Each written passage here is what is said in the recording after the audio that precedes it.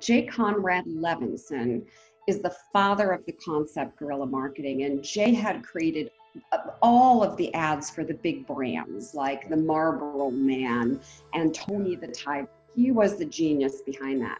And Jay was also a college professor. And as a college professor, he had two students come to him, Steve Jobs and Bill Gates.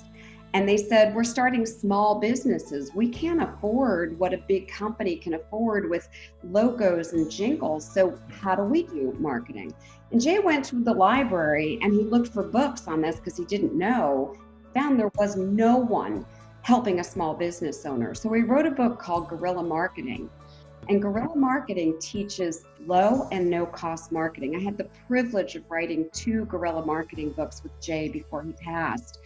And guerrilla marketing's principles for every small business owner are about being creative in order to get the message in front of your prospects. So as a entrepreneur, we want to help more people. We want to serve people. We want to do it in an ethical way.